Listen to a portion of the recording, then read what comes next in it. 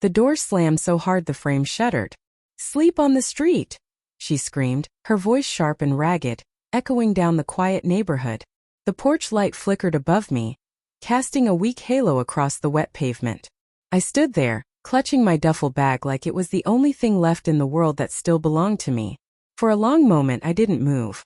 The sound of rain tapping against the wooden steps filled the silence she'd left behind. My throat burned, not from anger but from the kind of heartbreak that doesn't make noise. It just crushes you from the inside out.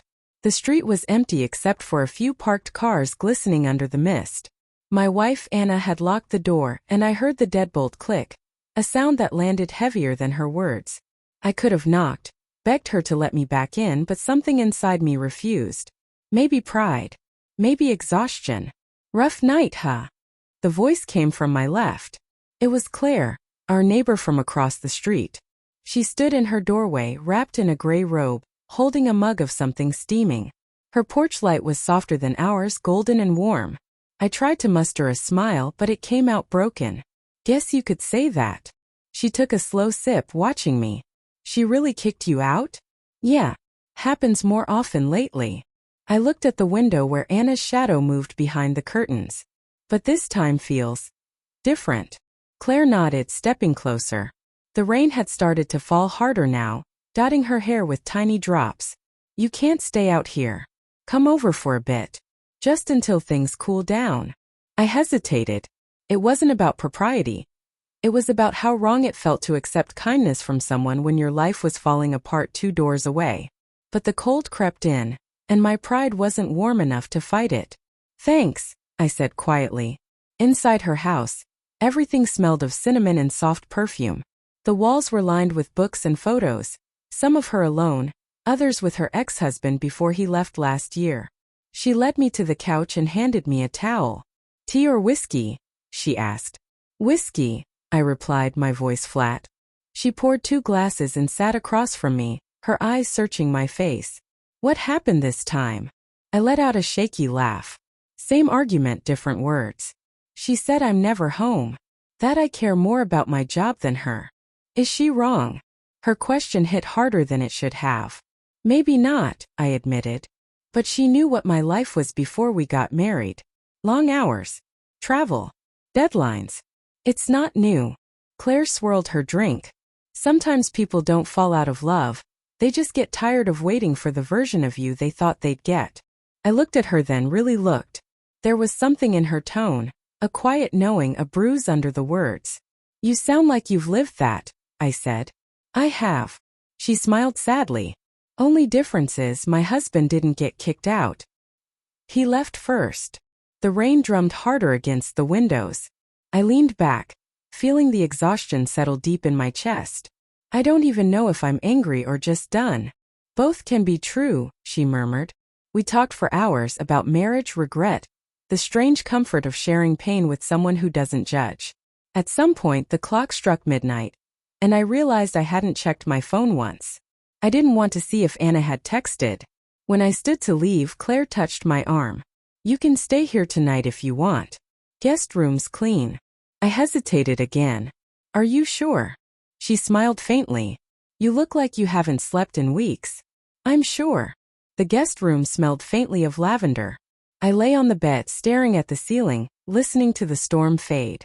But sleep wouldn't come. My mind replayed the last few weeks. Anna's distance, the short answers, the way she turned her phone over whenever I walked into the room. At the time I told myself it was stress. Everyone hides something when they're struggling. But now in the quiet, doubt felt like a physical weight pressing on my chest. I got up, poured a glass of water and walked to the window. Across the street, I could see our bedroom light flicker on. Then off. Then on again. A silhouette moved by the window. 2 silhouettes. My hand tightened on the glass until it cracked. I didn't move for a long time. My body froze, but my thoughts spiraled out of control, trying to rationalize what I'd seen, convincing myself it was just a trick of light.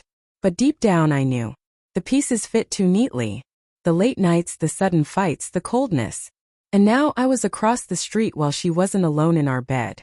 Claire found me still standing by the window when she came to check on me. "What's wrong?" she whispered. I couldn't speak. I just pointed. Her expression changed instantly. She set her hand on my arm but didn't say anything. Maybe she didn't need to. The truth was written right there, in the faint glow of that window. "Don't do anything stupid," she said quietly. "I'm not going to," I muttered. I need to see." Before she could stop me, I was out the door, rain soaking through my clothes. My footsteps splashed across the street. I didn't knock. I used the spare key from under the planter. The house was silent except for faint music coming from upstairs. My heart pounded so hard it hurt. I climbed each step slowly, the floorboards creaking under my weight. At the top of the stairs I saw her, Anna, standing in our bedroom doorway wrapped in a sheet. Behind her, a man pulled on his shirt, his back to me. When she saw me, her face drained of color. "Ethan." "Don't," I said, my voice barely above a whisper. The man turned and the world seemed to tilt. It was my coworker Mark, the one she'd always said I was paranoid about. My stomach dropped. "You couldn't even pick someone I didn't know?" She tried to speak, tears filling her eyes. "It wasn't supposed to. Save it." I laughed bitterly. "You threw me out so you could let him in, didn't you?" Neither of them answered. I didn't yell. I didn't throw anything. I just walked past them, grabbed my wedding photo off the dresser, and walked downstairs. Outside, the rain had stopped. The street was quiet again. Claire was still on her porch, waiting. When she saw my face, she didn't ask what happened. She just opened her door and said softly, "Come here. I've got a bed." I stood there for a moment, the photo heavy in my hand, the ink running from the rain. Then I walked toward her light, toward the one place that, for tonight at least, felt like shelter. And for the first time in months, I didn't feel like going home.